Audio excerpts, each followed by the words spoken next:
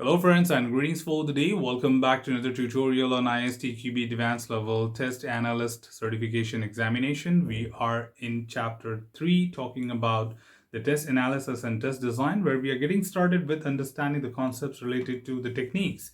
And as a part of it, we have a lot of topics, as you can see, but in this particular tutorial, we are getting started with 3.1, that is database test techniques. And as a part of it, we would like to understand few of the techniques, what fall under the database techniques and how exactly to apply them.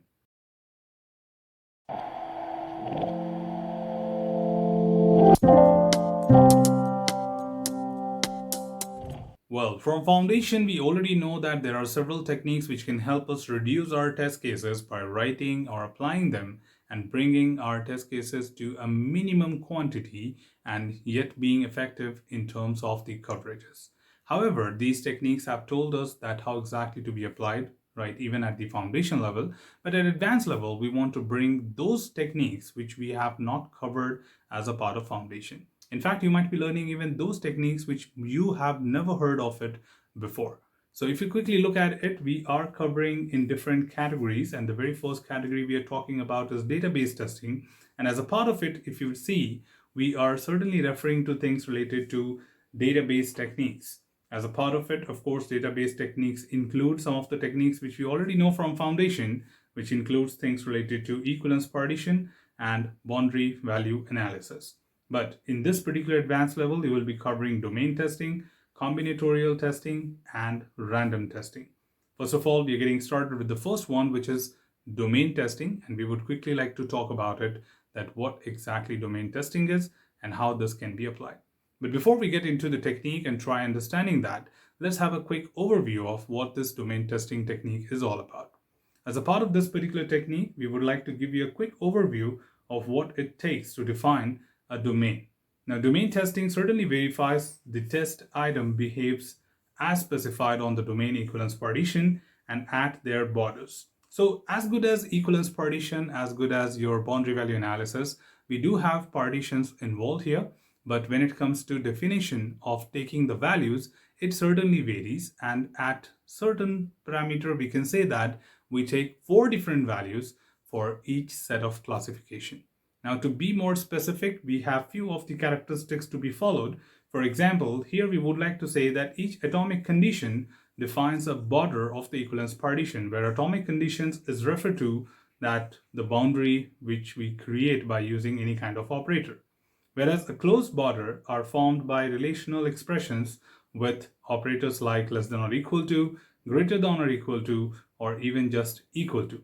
Whereas an open border are formed by relational expression with operations like less than, greater than, or not equal to. So as you can see that the closed borders are more with respect to equal to, so be it about less than, greater than, or equal to alone, whereas open border is more with respect to less than or greater than, or sometime being specified as not equal to. Now, using these information, given that you know what is atomic condition, you know what exactly open and closed borders are, let's understand what kind of values do we take for each classification. Right here, if you see quickly that for a closed border, an on point lies on this border, whereas for an open border, on point lies inside the equivalence partition and is close to the border according to the given precision. So, however, in theoretical way, it is a little difficult, but we'll just picturize it at a later point of time to help you understand. But on a note, you can say that on point, basically when you talk about an on point for a closed border, it lies on the border. That means whatever the equivalence partition value is, that will be your on value. Whereas when it comes to the open border, on lies inside the partition.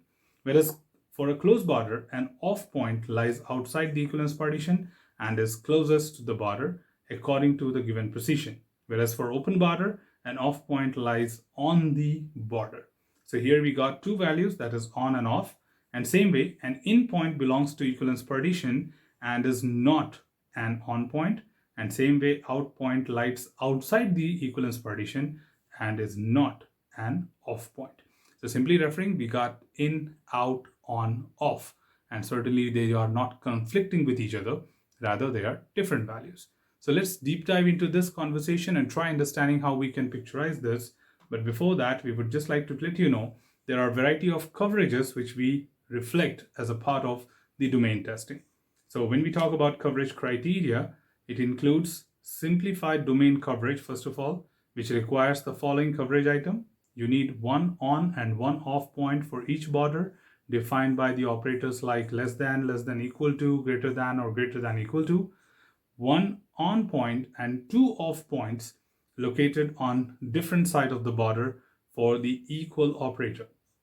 And same way, one off point and two on points located on different sides of the border when for the not equal to operator, and each off point shall be as close as possible to the corresponding on point according to the given precision. So one thing to remember here, that the words are being repeated in such a way again and again that it may create a little bit of confusion. So first of all, make sure that you clarify with the definition of on, off, in, on in your mind, and then certainly look forward to understand the coverages, because from the coverage you know that what kind of numbers are being taken and for what kind of operators. Similarly, if you talk about the second one, which is reliable domain coverage, we need one on, one off, one in, and one out point for each border defined by less than or equal to, greater than, or greater than equal to. Then same way, one on point and two off point located on different sides of the border for equal to operator, and same way, one off point and two on point located on different sides of the border for the not equal to operator. So if you notice something very important here, it is right opposite in both the coverages when it comes to equal and not equal. All you need to worry about is the other symbols, that is less than and greater than, and that is more important to conclude on this coverage measurements. So in the examination, they may just quickly give you a simple question stating that which of the following coverages we are talking about, and using this particular coverage, what is the number of test cases required and which are the test cases. So you may be asked about the values, or you may be asked about the type of numbers or coverages you need. So to just picturize this so that it becomes very easy for you to understand using different operators, we would like to quickly show you this particular image that would help you to easily relate that what these values are. So when it comes to domain testing, I am taking two different operators here, x greater than equal to 10 and x greater than 10.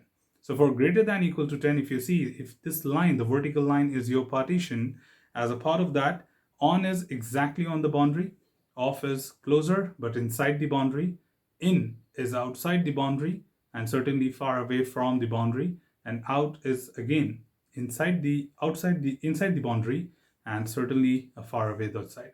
So when you say there are two lines here, if you see the smaller line, as we say greater than equal to 10, on is taken on the boundary, off is inside the boundary, out is inside but away from off, and in is certainly outside the boundary.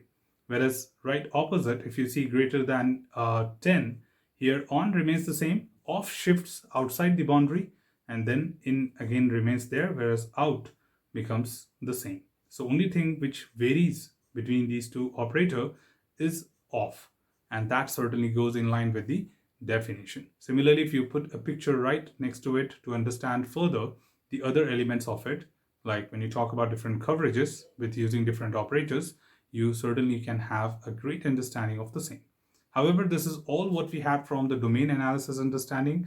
Later, we will bring a quick question for you, which can help you understand more about what domain analysis is with a sample exam questions, right? So for now, this is all what we wanted to tell you so that you can understand the technique, and we'll bring a question later to let you know that how exactly to solve it. That's all from this particular tutorial team. Should you have anything else, feel free to comment below. I'm always there to address your queries and answer them well.